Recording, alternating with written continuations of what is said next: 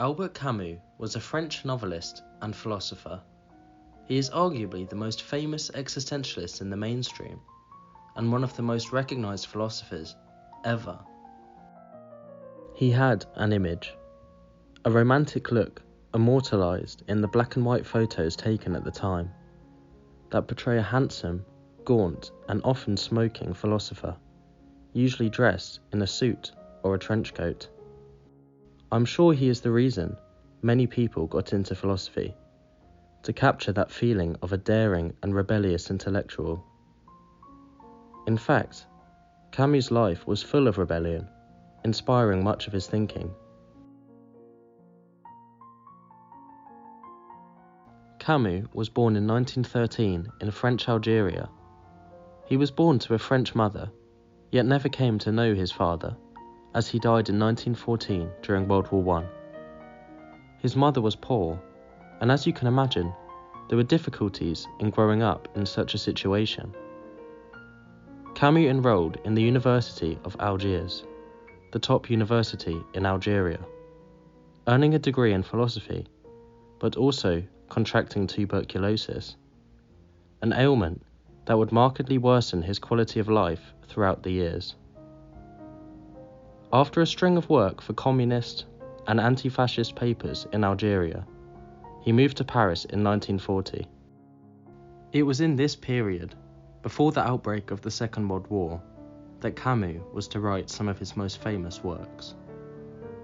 Included in these was a short essay titled The Myth of Sisyphus.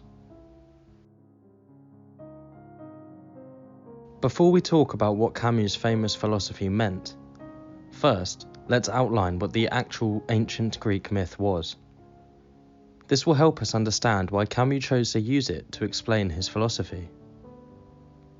Sisyphus was the king of Corinth. There are multiple versions of his tale, however they share common themes. The theme was that he cheated death. He escaped Hades on 2 occasions. The first time he died, Sisyphus chained up the personification of death itself, Thanatos. This, for a while, caused humans to cease dying, as death could not carry out his work. The second time, Sisyphus tricked death by conspiring with his wife to not offer up the proper rituals to Hades upon his own death, which disrupted Hades. Sisyphus managed to convince Hades to let him back into the mortal realm to tell his wife to conduct the proper rituals and offerings. But upon his return to the realm of the living, he did not return back to hell. Sisyphus was thus a mischievous character capable of great trickery. He wanted to escape the inevitable claws of death, and managed for a time. Upon his next death, Zeus himself intervened. Zeus gave Sisyphus a punishment he could never escape from. He was made to push a boulder up a hill for eternity. Upon reaching the top of the hill, the boulder would simply roll back down, and he would have to go back down to roll it back up again. This is the real myth of Sisyphus. But what of Camus' use of the tale?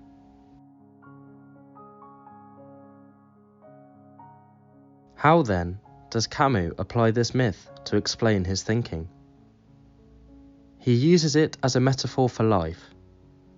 We work to find meaning in our lives, whether that is through God or other means, but to no avail. We ask the universe for an answer, and we work and think and work and think. Despite this, the universe replies with deadly silence. There is no meaning, no matter how hard we try to assign it one.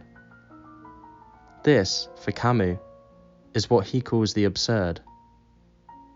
It is absurd to keep trying with no response. In the final chapter of the essay, Camus looks directly towards the myth of Sisyphus.